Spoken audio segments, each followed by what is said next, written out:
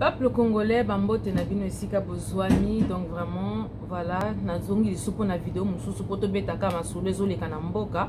Donc, désolé pour moi, silence pour na ebisibino Mikolo, Moussala, danger na boulot, donc, pas possible quoi. En plus, c'est tout toi qui n'a pas grève, ah, donc, na ebisibino, donc, j'ai pas besoin de rentrer dans les détails, mais j'étais tellement focalisé na awa na boulot awa que moi na bima pour na opé ça me information à Congo ezala quitté et pourtant il y avait des choses à dire mais moi en tout cas ça ne me permettait pas donc vraiment pas le temps donc vraiment bolimbisi par rapport à ça mais moi na lobi téléphone na bima pe na loba avant aussi na linga na yebisa bino que bande ko na moni désormais na bando ça l'effort so nazo sala ba émission na loba du début jusqu'à la fin na linga la po tant aux autres moi ba français na kati Facebook aza contre biso na vous remarquez la plupart de mes vidéos bakatanga sans sorte na kati kati bakati sans na suka donc moi boyoka ba message ti na suka ezalaka te parce que quand je mets les français siko makam nazo dénoncer Facebook alingi te ye Mark Zuckerberg wana na komone ya mabe makasi wana donc bazo filtrer makam tozo loba donc quand c'est en français comme ça il coupe le son donc na bano ça le pena effort pena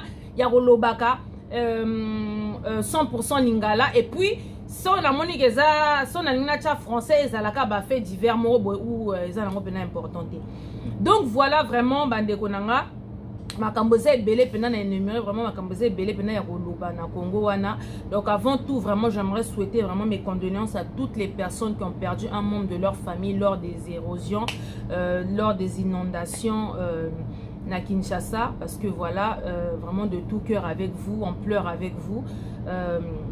Malgré tomoni 15% et tout tant on a bato kufa azo yela bato politique na du spectacle yo yeli tam supo na koloba mes condoléances mais il faut luke la rabatu faut futa rabatu po ba ya rotier la ba makele les sites loba makambo tongo midi pourquoi somba applaudimètre et applaudir yo na ndaku oyo karaba makele la bato ça la gens po yozo ke na place ya mawa batu bakufi banzela ebukani bandako ezindami ekundami batu bakufi donc on enterrait des gens vivants donc la nature enterrait les gens vivants yo oye pona makambo be condoléances mais tellement que vous en a politique et spectacle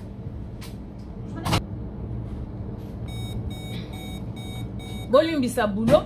Donc tellement que yo lela no ba truc de spectacle les bo fouti batu banzoi no wana donc ba mi kala no wana ceinture no wana ya ba médiocre wana donc faut ba mobiliser batu ba ya ganga fati béton alors que ça makambo ya pas si peu mawa tu viens faire un constat sur le terrain que bandaku et bukani batu ba kufi. Donc vraiment ce monsieur là n'a été hier donc il saute au comique en place à 15% faut ka kande matoti na cerveau. Donc voilà, ton Monica à 15% qui s'est déplacé pour aller constater les dégâts, mais il fallait qu'à Moukilier Zalawana, donc se mobiliser, Batuna Bango, le président va arriver. Donc il y a bima boyo ganga, pour la politique du spectacle, pour tout le monde qui non, fatine makambo, alors que ça n'est makambo, te banda le loti lobby. Bref, donc vraiment mes condoléances. Donc apparemment, il faut que Kinshasa soit touché pour se rendre compte que l'heure est grave, que tant que ça fait mal. Pour tout temps que tu me dis pourquoi à l'est on tue, Beni n'en parlons pas. Bukavu, c'est pas la peine. Me dit pourquoi on dit les gens meurent. Mais apparemment, tant que ça n'a pas touché Kinshasa, donc il n'y a pas de problème. Kinshasa est Zande RDC. Kinshasa c'est une petite ville, c'est une petite capitale, mais binobo comme ça, Kinshasa wana loko là donc il y a mon RDC mubimba donc so basali moi sort de mouton na Kinshasa pour na bino basali na Congo mubimba wo fati béton donc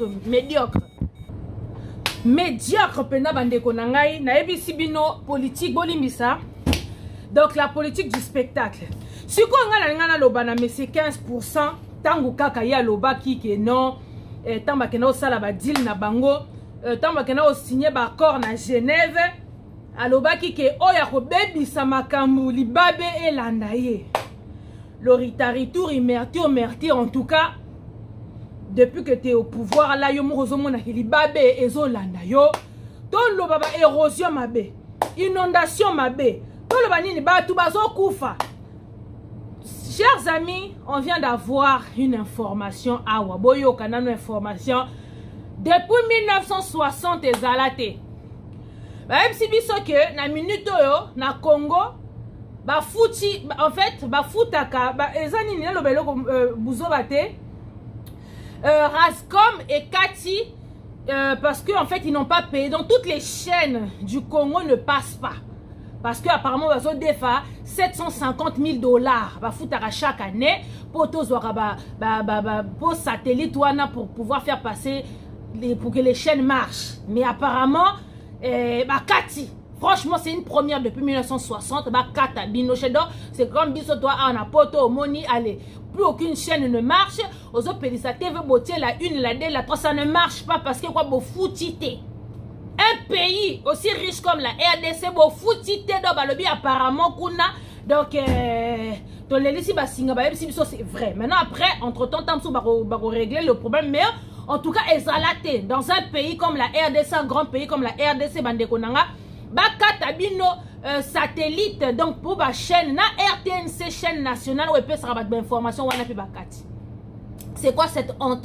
Donc, c'est 15%. Donc, yo pena monda na yo to yebite quoi. Donc, libabe sur libabe zolanda, démissionner pe olingi, te ba yo démissionner, tu vas faire gagner du temps à tout le monde, mais tu ne veux pas. Maintenant, la yope et tout, là, c'est vraiment juste et tout, un petit récapitulatif, vraiment pour souhaiter vraiment mes condoléances, Nabato, Ognon surtout, à toutes les personnes qui ont perdu un membre de leur famille, la Kinshasa. Quand on touche Kinshasa, bon, Monique, non, ça n'arrive pas qu'aux autres. Est, Kuna, Baza, Batou. Sur les lieux touchés Kinshasa, Bozo, alerté, oh, Kinshasa, Biso, ah, ça va pas, ça va pas. Toi, si Bino, que guerre, Oyo, Bitumba, Oyo, c'est les esprits, la nature parle. Comme bino les hommes, vous voulez jouer la sourde oreille, bozo yokate, bozo sali la kidiale, le bozo talaba mabumu na bino, n'a pas intérêt na bino. Le peuple congolais, il a assez souffert, nzambepe, ayoki pe milelo, ya peuple congolais, alobi bon. Comme les hommes, on peut plus compter sur vous, que ce soit les politiciens ou quoi que ce soit, bozo na bino surtout, les aventuriers, le ventre d'abord. Là, la nature va parler. Bande komakamunyo sozo le kana RDC Mikolo obozo mona. Donc la mère nature na ba esprit ba koko ba telemi ba koko ba dasu kitolo ba kiango ke bitumba o tozo bunda ngo physiquement mais et comme peu spirituel donc to beleli ba milimo ya batu nyo surtout ba kufa les 12 millions de morts to beleli ba milimo na bango to beleli ba milimo ya no prophète to beleli ba milimo ya batu nyo surtout o ba kufa pour ce pays là pour l'amour de leur pays to beleli ba milimo nyonso donc tozo sabino que les esprits et la nature en train de parler. Makambo bozo mona na Congo kuna eza spirituel. Lelo que batu bo mona na est kuna batu ba telemi balobi la MONUSCO doit dégager. Donc c'est les esprits qui sont en train de pousser les gens. Donc baso pesa donc vous pouvez pas imaginer. Donc bande konanga fo bola la bozana mitema pio mitema kokita. Bo makambo za bien. 2020 oyo donc c'est l'année de délivrance du Congo. Dans l'année 2011, fini l'anarchie, fini les tourments, fini. Donc, il y aura un bouleversement qui va se passer dans le Congo. Là, c'est la nature, mère nature qui parle. Ma belle zo fungwama. Bamboula donc na ebisibino kalate boromona mboula moko ke beta pendant 7 jours pour nettoyer penza. Donc tout ça c'est spirituel. Donc bandeko nanga na ebisibino match eza bien. Donc mes condoléances, je viens encore souhaiter aussi mes condoléances à tous ceux qui ont perdu un membre de leur famille, surtout na est kuna to mes condoléances tous les jours mes condoléances toza mais c'est 15% qui va tout le temps dire que non sauf qu'à chaque fois na yoki est-ce que je suis obligé de demander de dire mes condoléances. Donc sentir pena na mutu le bongo ça va pas quoi. Attends 2 personnes bah koufi tous les jours sauf qu'il faut olobara mes condoléances, il faut olobarango yepona ye azomonango donc musala ya olobara mes condoléances. Donc surtout biso na est to roba tous les jours dans mon faut tout temps tozo bande émission peuple congolais ba mote na bino mes condoléances à tous ceux qui ont perdu un membre de leur famille à l'est. Faut olobara mes condoléances tous les jours que leur âme repose en paix. Il faut commémorer les morts donc tout le temps dans la même dans le comment il y a relembate est-ce que toza il faut to sengaka to lobara mes condoléances les plus attristés à tous ceux qui ont perdu un membre de leur famille pour passer bande kona biso pleurer avec ceux qui pleurent. Bref bande kona nga to linga to benanga na beta lisolo sko ya MONUSCO bolingisa Nalinga tobeta lisolo ya MONUSCO. La MONUSCO, faut que tu dégages de notre pays. Faut na lobango na lingala makamba MONUSCO oyo po na eba okata 100. Bande konanga MONUSCO faut elongwa, faut dégager na mboka na biso. En tout cas na Bukavu kuna en tout cas lo sako na bino, Beni lo sako na bino, Butembo lo sako na bino. En tout cas ba félicitations na bino bo lembate. Bolika nebo telemeni MONUSCO, mutwa lembate, bo telemela bango jusqu'au bout. Ba faut ba dégager. Bato MONUSCO wana ba miyibi, les grands violeurs, ba viola kabana na biso tongo midi pourquoi?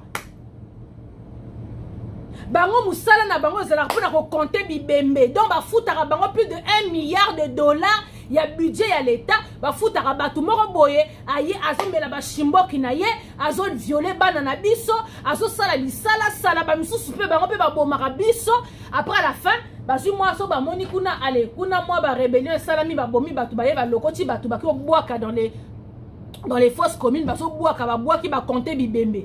Est-ce que bato bongo to na posa na bango na mboka na biso? Est-ce que biso to na posa bato ya ba étranger ba ya ko aider biso na mboka na biso? Donc na ebisi bino MONUSCO il faut ba dégager na mboka na biso. La MONUSCO dehors, on veut plus de vous chez nous. Toboyi bino Afrique mubimbe dasuki to lingi na bino biso, on veut plus de vous. Et on ne le bongo en français, la MONUSCO dégagez de notre pays. On ne veut plus de vous. En tout cas, bande konanga ya est kuna bo lembate, Beni, Butembo, Bukavu. Bo teleme la MONUSCO ko buka biloko na bango ko zikisa ba endroit nyoso to sika bazalaka bo ko zikisa ko tumba mituka na bango. Bo tike la bango tente ba bomi biso ebele baza ba complice na makambo nyoso to lekaka. Donc ndenge ba bomaka bino kuna na est kuna baza complice. MONUSCO on a pourquoi bazana Kinshasa te bazalaka na ba endroit esika ba richesse ezali oromona soki côté kuna ba découvrir soki uranium MONUSCO ba yeba telemeli wana boya sani ni kuna bazalaka esika ba richesse ezapo ba yibaka po basalaka ba business na bango. Tous les militaires yibato ba MONUSCO wana ba koma ba prêtre pa na bango ba soma ba ndako ba po ba yebi ki azane wana azolia ne gratuit azolia ne ya nyo surtout ofele. En plus de ça, à ça protéger. Donc, on a surtout ça pour aller à ma famille n'a bien. Pourquoi ils veulent pas quitter chez nous? Pour que bambon, bambon, ya ofele. En tout cas, ya mbalo, yobilia qui bino bikoki. Bino nyoso MONUSCO dehors. Les Rwandais dehors. Bino ne sont pas dégagés na mboka na biso. Ba na mboka si ba telemi. Ba maïmaï ba ongo wana bazot. Bunda donc ba maïmaï bo tia bato beni poids il faut to benga na MONUSCO bo tia bango lumbe mote bozo mona ba vidéo ne baso ki maka petit à petit. Donc MONUSCO ba sali assez ba dégâts na mboka na biso to lingi bango lisusu te. Donc vraiment ba na mboka nde ba maïmaï bazo bunde la mabele e ba koko bazana biso bo tia ba lumbe mote bato MONUSCO bilong ba esika balalaka ba mituka la botumba bo zikisa. Donc pas de pitié, il faut pas dégager na mboka na biso bazana place na mboka na biso te o ba sali e koki ba déviager bana na biso ba sente bana na biso to komitana na ba metiola ebele kaka na est kuna kaka bato MONUSCO kaninga ba yana ba mboka bato ba yeba violer bana bato ba tikeli biso tala ba métis ebele et puis ba kima. C'est comme à l'époque tant ba belge ba yana Congo ba viola wana ninga ba zonga pa na ba tikeli biso tala ba métis na Congo.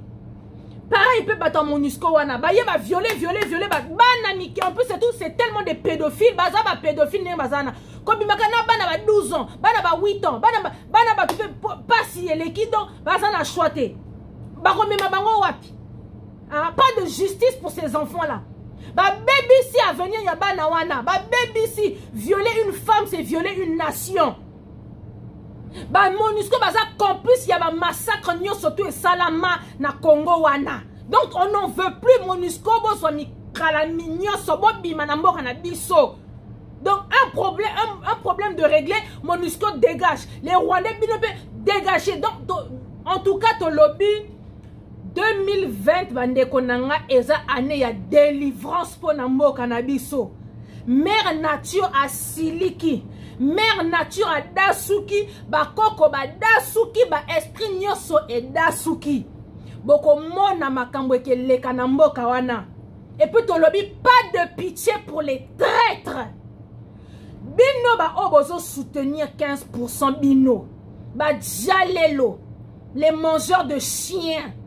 Bino, il y aura pas de pitié pour vous. Boye biango boye bino. Tozo boto la mboka na kalate. Bokata makolo na bino na Congo il y aura pas de pitié pour vous. Po denga bazo boma batu. Bande konanga boye bi keloko esalinga pasi. Les mêmes personnes à l'époque qui étaient soi-disant résistants, soi-disant combattants, au baké ko ça qui dialelo na 15%, ba comme on a 15%, les mêmes personnes les loba comme yo loba. So ko lobi kaka ke bozo mona makambo zo le kana benité botel ba réponse bazo pesa bino. Kasi bo ke ne ko bundate. Donc tellement que ya ayebi ka zui par na ya comme de muta Félix. Donc a bosani ne ma combat na ya kala ya Kabila dégage. Kabibi vient nous provoquer comme aux yeux aussi de tout le monde hier, na batounaye aux alentours, à zoba moto, à comme ici pena Congo naye parc de jeunes naye, à tambola na kufa ta lokwa la massa nanga rafata kufa bandeko. Na moto naye en train de se pavaner alors que hier normalement faut azala na CPI na minute otozolo ba Kabila hier fodo, il a la CPI en temps normal na minute otozolo ba. Maintenant il est en train de se pavaner à moto aux yeux aussi de tout le monde. Et les autres personnes comme ils sont bakanda ba taliban bozo yo défendre lo kwa boy. Bazo défendre bande konangai. Bazo défendre ngo ke yo franchement en tout cas kozala Djalelo bientôt mutu ambwande makambo En fait vous les talibans vous savez quand j'ai vu ça et j'ai vu votre réaction na ngana bima malgré musala na ngana bima pour na yo expliquer binotal. Na ebité problème na bino votre cas il est vraiment désespérant quoi. Mais na moni que na ya obebi sa so inanga pour les mangeurs de têtes de chiens de tibino et ça passe. Donc na bina vanda tant aussi ça makama musala pour na oyela bino na expliquer bino na. Bino bozo défendre chien na rambo nenga zo se pavaner na Congo wana a moto. Boyo ka pe ba commentaire bande konanga. Bongo esali nini? Ye mutazo tambola na moto. Bongo esali nini? Ah! Le même mec quand totambola bino na biso Kabila dégage siko Kabila ngo tobanozela Félix akumbela biso na CPI mais Kabibi akoma na le roi de Kingakati arenyaka na ye akomi maître na bino celui qui gère le Congo mais en tout cas bi défendait la mwanza bino ba milo ezangambo en tout cas bande konangai Kabibi azotambola na épée en tout cas donc il provoque ça s'appelle de la provocation boyebi azo provoquer biso ani ngo matisa biso mafuta mais les bateaux Djalelo les mangeurs de chiens wana chouate bo défendre kaka votre partenaire ou abeta ka presse na bino anzambe. Dans ma découverte, si je perds le film, non nana boulot dans de temps en temps fona cadre. Dans ma découverte, na ebisi bino, c'est de la provocation pure et simple. Oh Kabibi a sali biso provocation. Ba taliban boye bo défendre. Bongo sali nini. Hey. Hein? Et pourtant bino ba taliban boyebi na mitema na bino. Boyebi très bien le fait que Kabila azo se pavaner azo tambola na Congo wana boye et c'est pas normal. Boyebi, vous le savez très bien mais non hein. Boko défendre Karabi défendait la Mwanza. Ako kumbe la biso ba M23 les sanguinaires là les babomi na biso ba yo kote sa bango na armée na biso. Boyebi keza mabe mais bozo défendre kaka kapoué borokufa na soni. Bande konanga et je voulais parler les 721 conseillers des messieurs 15%. Bande konanga bomoni tous les Djalelo wana de Félix ba obatami noko wana quoi qui ont parlé ici là batiki combat ba que osala ki Djalelo et pas Félix Tshisekedi. Quand ils sont partis au Congo, bah moni et belé bazonga qui a robata ma. Toi ça une autre. Parce qu'il y a rien. Celui qui dirige, celui qui gère là-bas c'est China Rambo. Kabibi a tchadé ba cale partout. Aropé fait 15% aropé sa poste et pas nani. Boye ça hein? Aropé sa poste et pas nani. Pour il y a pas de poste pour les gens là-bas. Bah toi Félix, poste exact pour na bino. boyoki makambo wakancha lobi boko bomana kuna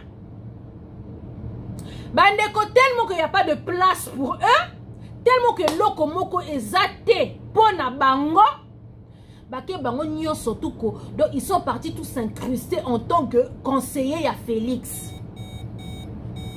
Donc Félix Tshisekedi batu na ye nyo surtout ya ba taliban na ye nyonso parce que ba quitter la qui poste Félix a zui bokonzi donc biso nyo surtout to ko ba poste arrivé sur le terrain pas de poste de ministre pas de poste de député pas de poste de maire poste moko ezate pona bango. Maintenant batikoli yole babi teke simba te biso Félix to côté la yo to fingi batu to trahir donc faut peu biso pe to lia bako créer bango 721 conseillers. Si quoi les 721 conseillers peuple congolais ils ont débloqué 55 millions pour les 721 députés. Donc conseiller ça veut dire que barobando futa conseiller moko 6 000 $. Si yo ba conseiller na yo un des conseillers qui va te dire t'es prêt au moni ba bouton na yo la takawana o tie gilet par balle na se après la ti veste wana zo kanga yo wana bien te donc presse ndenge za bo il faut la ta ba costume za mwa minene ou bien masala lo ba gilet par balle sur mesure ye parce que zo ye biso bongo ozo futa ye 6 000 $. Musuzo ye biso presse au moni yo ndengo zana na ndengo zana complot au monde ba couleur hein par rapport il y a styliste donc yo faut plus les vestes les costumes bleus pour ba noir wana eza bien te yo faut ba bleu ba nini ba foutre 6 000 $. Zoba wana na yebsa kabino wazala pemene wana yebsa ye makamba buzoba yepe oprezo monite wa noko wa mona ba koto poka razo yebise bongo 6 000 $. T'es prêt au moni yo mikolo et tout temps mo vimi moi mukie donc il faut ça la moi ba régime liaka mingi ba salade ba foutre 6 000 $. Poka kazolo ba bongo. T'es prêt et tout moni mikolo yo au moni kabibi mikolo abule yo fou pour ça la ke ban prise ba foutre 6 000 $. Bonenga zana 15% zana conseil mo e malonga te o azo PC ba conseil ya bien.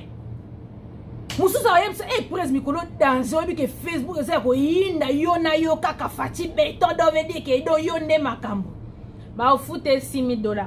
Si qu'on a lobby yo 15%, 55 millions de $, on a encore débloqué pour notre 721 conseillers wana o ba koyebiso buzoba batu na ya ba jalelo les gens de ta famille, les amis, les gens batro ça la ba cop. Ce qu'on sont bango, zo futa bango parce que bazo yebso te presque no brosser mon europe mikolo alain les a bien té. Ozo futa 6 000 $. Ce qu'on va député otozo mona tous les jours ba ça la ba tout grève ah. O futa bango combien? Donc si ko yo batu wana yo soko décider ko futa bango 6 000 $. Yo gratuité de l'enseignement au laka qui batwa na politique no ya buka le kuta monsieur le menteur. Les professeurs sont en train de faire grève. Bana wana bakosa la biso une année blanche pour na le kuta na yo. Ozo futa bangote. Les députés bozo futa bangote. Donc les fonctionnaires bozo futa bangote. Mais toi tu dis batu na yo wana po parce que ba yebiso te presse mikolo yo fo konda po régime ne makambu. Ye on refute 6 000 $. Est-ce que le peuple congolais besoin comprendre ma cambozo leka? Donc parce que 15% n'engazana ba dette morale na ba jalelo. Comme ba soutenir hier, donc il faut que la bango poste tellement que dans le gouvernement poste ezate ba place ezate china rambo dia si atie déjà ba soldat naé. Donc il y a pas de place pour les bateaux jalelo, il y a 15%.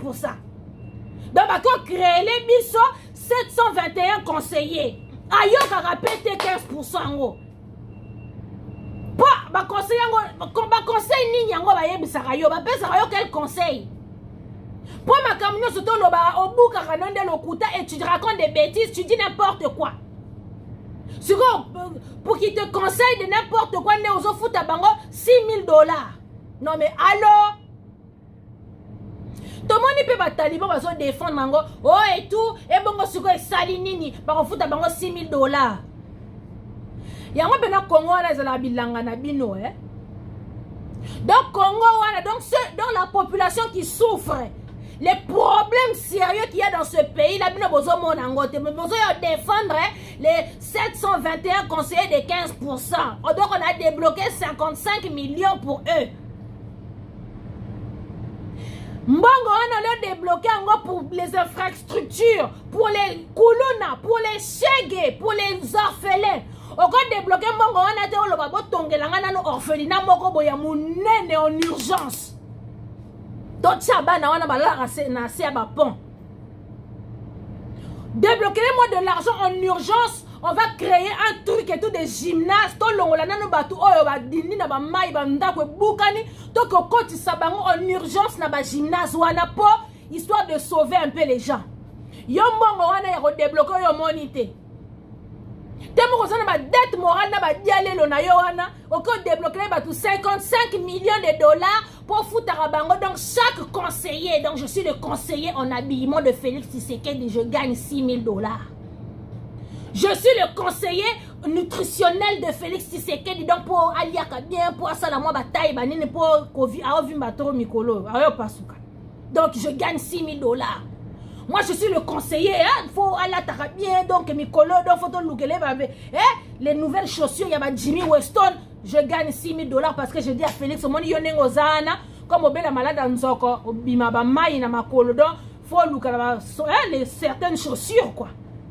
Pour la dernière fois, là, tu as vu son sapin, tout le monde a chaussettes. Donc, pour il a de l'eau qui enfle ses pieds. Il a 15%. Je vous informe. Donc, à l'époque, là, tu as vu son chaussures, chaussettes, c'est normal. Donc, celui qui lui dit presse, il faut là, tu as la chaussure, chaussette, mais on va changer, on va aller chez Jamie Weston. Donc, boy, garçon a foot 6 000 dollars. Maintenant, vos enseignants qui sont censés donner l'éducation à vos enfants, eux, on ne les paye pas. Les enseignants font grève. Les enfants ne sont que nos temps ratés. Année blanche qu'à la tête. Ou alors, quand on a redébloqué, t'es pas ébi qu'on t'a verrouillé. Mais pour la battre, en tout cas, mboko yo peneza passi, hein. Tolobate. Na moni soi-disant taliban morobo il vient me dire ouais tout bino makambolo bareza ya lokuta Voice of Congo a démenti cette histoire de 721 de yozana nini na kacha bongo na. Aujourd'hui vous vous basez sur Voice of Congo. Depuis quand ce que Voice of Congo et ce qu'il dit en fait et tout c'est avéré, c'est certifié. Le lobo comme tellement que bomoni que Voice of Congo a comme que défendre bien non bo tie mutema na bino pas Voice of Congo. Pour hier ce qui Voice Congo a lobby et ça y a solo. En tout cas mutu ambouande makambo franchement la cervelle du chien franchement donc ils ont endommagé vos matières grises parce que votre capacité de réfléchir, de raisonner et de penser et out et KI, ça n'existe plus. Et ça peut pas participer ma ouais.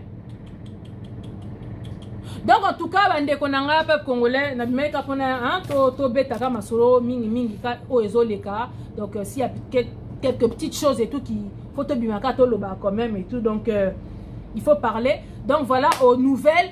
Félix Tshisekedi dit Azana 721 conseillers, donc il a débloqué 55 millions de dollars. Alors, donc quand tu prends 721 conseillers sur 55 millions de dollars divisé par les 721 conseillers, donc chaque conseiller à Robandozoa, chaque conseiller à Robandozoa 6 000 dollars. Si on a conseiller à Félix, si entre-temps, le pays va mal, le pays va pas bien. Toyoki banda kwe bukani na Kinshasa. Comme apparemment c'est Kinshasa nde makambo. Bino so ki basale bino mwa pont ya muke na kini ya ngonde RDC. Bobosa ni que la RDC c'est un pays. Bino bozwa kin tellement que vos cerveaux sont atrophiés. Et ça donc naibite comment expliquer donc comment okanisa que non kin nde zalaka RDC. Alors la terre.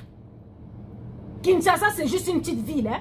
La capitale c'est une petite ville. Donc c'est insignifiant ce qui se passe à Kinshasa. Donc, tellement que vous avez des cerveaux atrophiés. Donc, ce qui va servir bino et l'eau comme boy et coquille pour Nabino. Et coquille pour un pays grand comme la RDC. On vous fait un petit saut de mouton. En plus, les trucs qui ne sont même pas primordiaux, quoi. Et ça, donc, précédé. Donc, donc, c'est pas ça le problème qu'il faut régler là actuellement. Non. Et ça, un problème, là, il y a sécurité. Pour insécurité, c'est belé dans mon crâne. Il y avait des problèmes plus importants à gérer. Mais non, bino, c'est les bino comme moi, sont des moutons. Tellement que vous avez des cerveaux atrophiés. Atrophiés, on est bien atrophiés. Ton cerveau, il est tellement rikiki. Donc, comme une noisette, quoi. Donc, non, donc, moi, mon qui est. Ah, tu as l'accent, il va cerveau, la bino, ça. Vous avez tellement de cerveaux. Donc, vous avez des petits cerveaux de moineaux comme ça. Donc, votre capacité de réfléchir et de raisonner, ça, mon qui est boy. Donc, oh, so ba sale bino moi mouké loko moi mouké bon mon nango waouh, saut de mouton waouh. Na ba mboko ici quand on va là ah. Est-ce que quand moi saut de mouton wana et qui impressionné yo? Ba sale le bino moi pour moko ya mouké waouh fatine makambo. Cerveau atrophié, excès de viande canine et de cervelle de chien, ça vous endommage les matières grises. Donc quand on vous offre le minimum, vous avez nango waouh. Makambo obino bobeto na ramaboko fatine béton, c'est ridicule dans un niveau moko. Donc c'est triste quoi. Mais bino bomona ngo waouh. En tout cas ba taliban ezama ouais. Ezama makasi. Donc vraiment chers amis peuple congolais, makambo so le kamikolo na Congo na yebisi bino bakoko ba telemi. Donc comme les politiciens wana vous pensez qu'à vous le ventre d'abord, ma intérêt na bino. Donc la nature a décidé de se défendre toute seule. La nature elle va parler. Donc il y a un scandale. Il y a 7 jours et que beta toza arboromona pour Mama Congo à l'eli mingi. Mama Congo à l'eli mingi. Le sang de ses enfants a trop coulé. Donc elle a décidé de se fâcher toute seule. Donc vraiment, Mandeko Makambo, ça bien. Bozana monte mon kita. Mboka wana toko récupérer en et kalaté 2020 otozo kota et ça année de délivrance pour le Congo, année de délivrance pour le Congo. Et puis pour moi ni China Rambo kabibi yesoka tiki suki atiki mandefu na e wana pembe awa donc ça veut dire que ba problème ezongelié. Donc makambo azomona spirituellement makamba koko bazo sala ye China Rambo azo craquer soki bomoni bon, quand il était encore soi-disant président, entre guillemets, garant de la nation. Bon, parce que en fait, quand il laisse les cheveux, il est en train de devenir fou. Donc, dans la période où on a Kabila, en fait, sa folie, elle avait commencé. Et Nicolas, folie, il sous les bandits, il sous Kabila, bon, remarque, ça, bon, Monica, comme il a des degrés, il y a Suki, il y a Mandefu.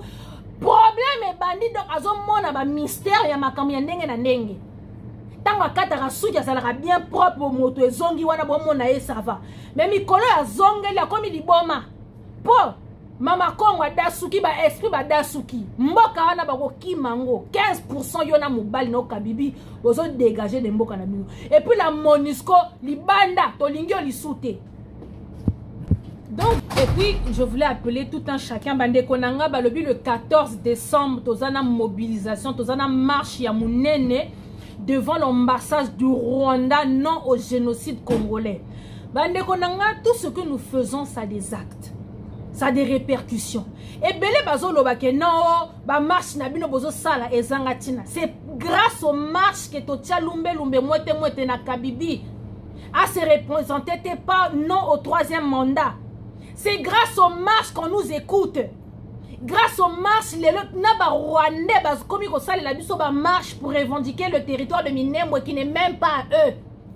Donc quand nous faisons des marches, ça a des conséquences, ça a des répercussions. Donc Bande Konangai, tous les actes que nous posons, ça compte. On nous entend. À l'époque où tant de marche, la télévision ne parlait même pas de nous. Les lots, si comment on a biso na ba TV5 biso na ba chaîne ya Bruxelles biso. On passe à la télévision bande konanga les marches ça paye. Donc to bengi si bino nyonso le 14 décembre rendez-vous porte de Namur. Bande konanga na 10h muto zangate. To tiango samedi, c'est un samedi. qui travaille le samedi. Bande konanga, mema bana, papa, maman bana, boya. Naba oba bando soutenir 15%, ba moni que 15% atenga minzela, tika kolanda kapwe kozala na sonité. Ma belle waneza ya biso nyonso. L'erreur est humaine. Tant que tu as dit, bon, moi, Namboka Félix, tu soutenir moi, Namboka Félix, mais vous vous êtes rendu compte que, en fait, Azam, moi, Namboka, mais il ne dirige rien. Tu as le droit de lâcher Félix. Tobengi Sibinonion sur le 14 décembre à partir de 10h, n'importe de Namur. Donc, une devant l'ambassade du Rwanda, tu affronter Bango Farafara. Toi, il s'est bango que, Biliaki Bino Bikoki. L'emprise que vous aviez sur le Congo, c'est terminé. Le peuple congolais est conscient et nous disons merci que tous les traîtres, tous les collabos qu'il y avait dans ce combat-là, Balongwe, Babimisi Bilongi. Enfin, donc ceux qui sont restés là, ce sont ceux qui se battent avec le cœur et l'âme. Oh, bazana souci Yamboka na bango. C'est ceux qui sont restés. Donc, Tobeng Sibino Nyonso. Bon, moi, qui na Paris, ba Bimaki. Bana Bruxelles. Bana Allemagne. Bana Cologne. S'il vous plaît, tous ceux qui sont autour de la Belgique, Boya, Bobukanate, Bomi Kumbana. Ngana sana voiture la bengi 2, 3, 4 master to charger to ye. To bano sala ngo l'époque moi na concert. Au concert les à Paris, bino bo uti Allemagne. Bomi zui au moins 4 5 na katia voiture inde bokomi. Là nous venons nous battre pour notre pays, notre patrie. Ma belle zo kende bande konangai. To bando la tikan. Bana bando kufa tikan. Faudrait qu'il y ait combien de morts au Congo pour que tu te réveilles? Faudrait qu'il y ait combien de massacres au Congo pour que tu te réveilles? Toi, yon to vende à Ozolia, c'est mollo, mais là-bas, enken. Faut qu'il y ait combien de massacres? Qu'est-ce qu'il faut qu'on te dise pour que ça te révolte, pour que tu te réveilles?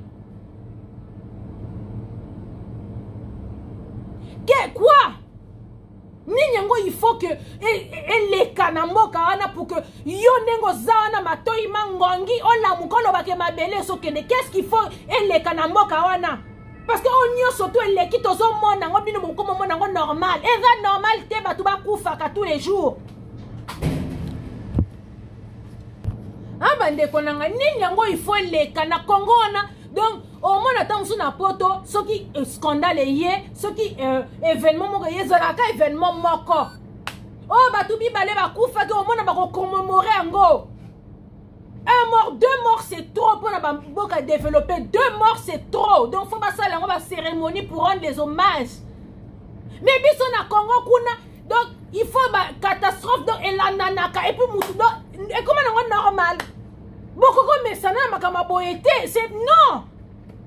Qu'est-ce qu'il faut qu'il se passe dans ce pays-là pour que toi, pour que ta conscience là puisse marcher? Quoi? Sur le terrain, quand tu n'as rien à dire, battez la manga. Tu te tais et puis tu continues à manger ta semoule. Et laisse-nous revendiquer, laisse-nous parler. Si toi, apparemment, ce qui se passe dans ce pays-là ne te concerne rien, tu la fermes. Et tu laisses nous, quand c'est pulmoné, parce qu'il faut commenter à la con là, franchement, au bout d'un moment, stop quoi. Ozangelo ko komana misapina bino ba loka bi komela mwanza obo kende ko bunda na Congo ozozela nini. Mais ferme ta bouche. Mais ferme ta bouche quoi, tais-toi. Excès d'enken na mutu na yo ou bien tamba diamba na yo tango zo melango longola ka ba mbumate. Quand vous roulez vos trucs là, quand vous fumez, longola ba mbuma yo longwa na zoka makasa, allez, je vais fumer les feuilles. Parce que c'est trop bête quoi. Ou bien tu as besoin de mboua, aussi la tête de mboua, tu dis, toi la tête je ne te mange pas, je mange que la viande. Vous les mbouma, vous tiens à ma casse, vous fumer, donc ça vrille là-dedans. Mboua, tu mélanges, ça vrille là-dedans. Donc quand tu sais que tu n'as rien à dire, tu te tais et tu passes. Si ce que je dis ne te concerne pas, les cannes c'est là. Parce qu'il y en a besoin de soucis à Mokawana, donc tu as conscientisé au bazola. Maintenant, il y a tellement que excès de milou na mutuna yo dans mutuna, on ne peut plus rien faire pour toi. Tu te tais et puis tu passes. Mes vidéos ne te concernent en rien. OK? Bon, comme on l'aime ça, pendant qu'il y a des gens, bah, ça n'a souci. Il y a des gens qui meurent dans ce nom. Mais allô? Bah, dès qu'on a yébité, ou bien tant que liwa pour n'abisso ba congolais comme on normal, hein? Aux autres qui wenze muta koufi. Et comme on normal liwa. Et ça la sous sommonté pour n'abisso ba congolais. N'a yébité. On viole les nouveaux-nés, les nourrissants, on les viole. On viole les enfants de 2 ans, les enfants de 3 ans, les enfants on viole nos enfants. Tant que maman, je ne sais pas qu'est-ce qui se passe dans votre tête, mais tant que maman, les enfants, il y a des enfants qu'on viole, il y a des enfants qu'on tue. Moi, il n'a même pas eu le temps de voir le monde, aller retour à la case départ. Il se passe des atrocités dans ce pays-là. Naïbité quoi. Attends que tu soutenir Félix Ango Bandeko Nanga naïbité. Félix il est parti signer son deal na Kabibi. Azana deal na Kangie na Kingo Awapo il a livré même sa propre famille. Donc Félix il a déjà assez de problèmes. Mais nous avons soutenir qu'à Félix en mode fanakuiti fanalotoko nous soutenir.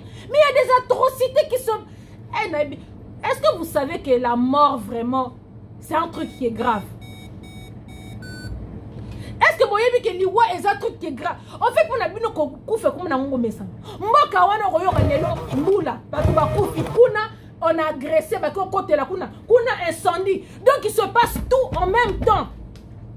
Moyen bo kipe awezate awana poto ce qui se passe ici a boyo ki mbula. Kuna incendie kuna ba côté le belango ba qu'est-ce qui se passe? Emmanuel Macron relega na TV, c'est pas normal le pays il a attaqué, il y a un truc qui ne va pas. Mais bien c'est normal, qu'on a un incendie, normal, aéroport, il y a un incendie, ça brûle à l'aéroport, il n'y a pas de problème. Il y a des érosions, il n'y a pas de problème. On est en train de tuer en massacre, il n'y a pas de problème. Mon vani n'a pas normal et tout va bien. Et votre Diego Cao, quand il essaie de jouer le soi-disant garant de la nation, quand il décide de se lever pour aller constater les dégâts, donc il faut c'est la batouba foule. Bino comme Emmanuel Macron quand il va constater les dégâts quelque part au Bataclan, Kunata, sous Ezika, je suis Charlie, quand il y avait des problèmes comme ça, quand le chef de l'État se déplace, donc Ezaba cortège restreint dans la garde du corps, il constate les dégâts, il passe à la télé, il fait un communiqué de tristesse. Yo Djale le Félix Tshisekedi du politique du spectacle. Il faut banzoi na yo ba bengi sa batu ba pesi ba mbon boya donc tango fatia zo le kawana batu ba kufi bande konanga donc fatia zo le ka fati béton ba zozo. Vous m'énervez, vous ne pouvez même pas imaginer les gens qui soutiennent Félix. Je ne peux pas imaginer un peuple aussi naébité quoi. Vous énervez comme pas possible. Donc, il faut battre ça. Donc, on fait tout ce que le monsieur va faire. Il faut comme un sango extraordinaire. Cerveau atrophié. Excès de viande et de tête de chien. Le monsieur, il ne peut pas les faire, il ne peut pas les constater les dégâts sans pour autant qu'il y ait une foule qui l'acclame. Attends, tu vas le coup, moi, on peut y avoir une équipe. Na place ya passe, il faut qu'à le kumu. Attends, toute place ya mawa, il faut qu'à le kumu. Bon, manokumi c'est ti wapi. Bon, que manokumi c'est le monsieur la ti wapi. Place ya mawa le kumu. Yo mona wapi François Hollande sika batu ba bomi, ya memi batu ramener la foule. Et ça place ya mawa mutu faut pas zalawana dans les parages. Parce que tant soto yebite tant ba fondation na sekuna tant sika côté on est boukanaki peut-être dans côté ça se fissure. Il faut sécuriser le périmètre. Faut pas batu bazala wana pour ekoko buka na pe place sika batu basawana. Ko luka lokuma ngo petit wapi. Vous allez faire tuer le monsieur là avant même son heure. En tout cas, les talibans vont savoir pas si donc vraiment peuple congolais n'a bien ici le 14 décembre Moutounio Moutoua Zangate Bissonio son apport de Namur à partir de 10h Bolimbisa, donc on a katananga là parce que voilà, comme on a développé, donc entre temps il y a les clients qui viennent, donc du coup ça commence un peu à me saouler, donc je pense que le message n'a est qui. Donc on a bien si bino nyon son apport de Namio Moutoua Zangate à partir de 10h s'il vous plaît. Donc venez nombreux, papa, maman, ramenez les enfants, babi génération future, nos enfants. Bah n'a faut pas y que ma belle waneza ya bango. Bah ici où on est, c'est pas chez nous. Ah, toya potoyi ba ma yele, toya ma yele, toke otonga. Ah, tous on récupère Congo na biso, donc on a besoin de toutes les intelligences de tout le monde. Oh, yeko là ba formation surtout au sala.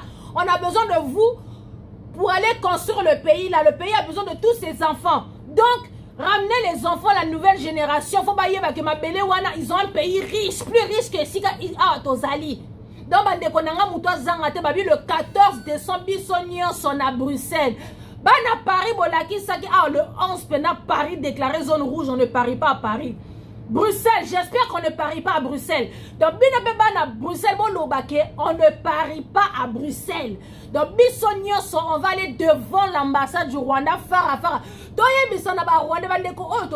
Je vous dis que c'est significatif, hein. Spirituellement, c'est significatif. Nemaya tuke ba kiti sa drapeau et occupation dans le monde spirituel et là qui s'y est belé. Tobotoli bango pouvoir spirituellement. Le pouvoir il est entre nos mains spirituellement. Allez devant l'ambassade du Rwanda, les affronter face to face, fara boye. Et là qui s'y est belé, c'est pour leur montrer que non, Namito la peur a changé de quand on dominait bango. Kola la te ko va nanandaku te orozone le côté so va nandaku. Ya ko bundela mabele, le so to perdre mabele wana to kende wapi. Na bamboko ba la ki sera biso déjà que toza na biso ba étranger. Toza pas na biso awate. Notre pays c'est le plus riche au monde. On a besoin d'aller chez nous. Ba malili aussi to lembiango. Donc bande konanga Moutoua Bukanate babi le 14 décembre, le 14, je répète le 14 décembre à partir de 10h bisonnion son apport de Namur. Tozalawana et belé bana Paris bo kati sabisono surtout na Bruxelles bana Bundes binonion surtout kutana na Bruxelles. On ne parie pas à Bruxelles. Bruxelles déclarée zone rouge le 14 décembre. Donc vraiment on est ensemble. Et ça qui oyabino Maserati. Donc mandekonanga la Monisco dehors. On ne veut pas de vous chez nous. Bisono surtout le 14 na Bruxelles Ingeta on est ensemble. Merci.